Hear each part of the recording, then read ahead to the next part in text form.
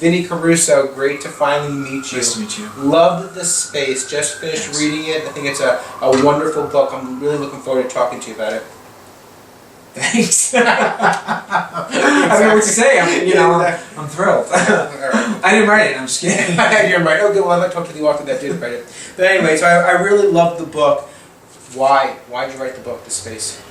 I initially was like, wanted to write a character who was sort of trapped in a few of his comfort zones, and in a very quirky, offbeat manner. That's Tony Russo. Tony is a character who just won the New York State lottery. He has an addiction to the internet to hook up with sex, and he also has a rent-stabilized apartment. So I wanted to create something where this character was sort of trapped in these comfort zones, and they were sort of beginning to work against him. And also someone who wore his heart on his sleeve in a very, like I said, quirky, offbeat manner. You know what I loved about Tony, though? I mean, he feels real. And that theme kind of ran through. I felt very connected to Tony throughout the book. But I thought it was interesting. I mean, let's face it, it's a gay book, and at first, when I picked up the book, I thought, okay, this is going to be another gay novel. It's not. I mean, it's about a gay character, but it's not an erotica book. No, we wouldn't be here right now if it was an erotica book. Well, that's a good point. Exactly. I think that there are so many layers to Tony and the other characters in the book that I don't think it matters that he's gay. I think that he's gay is just one part of his personality. There's just so many other things that are going on in his life, and I think that's really what the book is about. Well, that's interesting, and that's why what I enjoyed about it was that I guess he's so relatable, and I think it really kind of applies to so many different people. Will be able to relate to different aspects of Tony's personality, whether it's his addictions or something else. I think he's very relatable. But you touched on, and you mentioned his internet addictions, but Tony's got some serious addictions running through this book, though. I mean, he's got some dark things happening throughout the book. Why? What was the basis for including so many things about dark issues with Tony? I think that I wanted to tap into his self-esteem and his self-worth, and I think that was the reason why I went into those areas. But you also offset it with a lot of humor, Yeah. which, I mean, again, lightened up the book a little bit too. And again, you touched on, there were some really, very funny things in the book. Tell me a little bit about how you incorporated some of the humor. Because there's so much, like you said, there's dark issues that the book deals with. I felt that the humor gives the readers a chance to breathe. And for me, humor is a survival technique. I mean, for a lot of us, it gets us through the day if we're having a rough day or whatever. And I think that that's part of what's very appealing about Tony, is that he does have this humorous voice to him, which makes a lot of these things that are going on in his life easier for the reader to take in, and also for Tony to deal with. And Tony also, I mean, he's a good friend, and he has a lot of interesting people surrounding him. Talk to me a little bit about some of the characters in the book, and I say characters because some of them are characters. Right. So tell me a little bit about... I wanted Tony to have such a diverse group of friends. I didn't want him to be a typical gay man who's going down that path that we've all seen and heard about before. But I wanted to bring in these very different personalities and just see how Tony interacts with them. And I think in a way, each character serves a different purpose for Tony.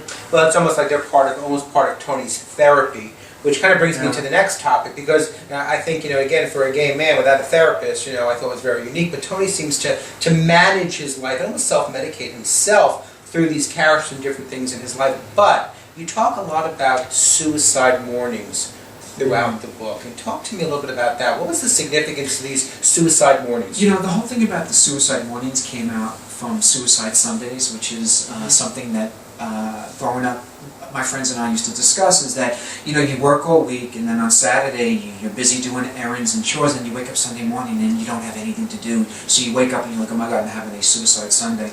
So for Tony, I wanted to be moments where he wakes up and he processes that pain, that loneliness, that awareness of how destructive his behavior has been. And so suicide mornings. Okay, interesting. I thought it was interesting. I love the way it carried through the book, though, and it really had a lot of relevance to the character. So Tony, of course, again, has this fear of AIDS. I mean, there's obvious, yet he lives his life almost contradictory to his fear of AIDS. I mean, let's face it, he's not practicing safe sex in a lot of times. Right. So talk to me a little bit about that. I think that's another issue of Tony. He's someone who's a survivor of the AIDS epidemic. He's someone who's been dealing with, even though he's HIV negative, he's dealt with a lot of loss. He's seen a lot of how AIDS has definitely affected his life and friends of his that have passed on.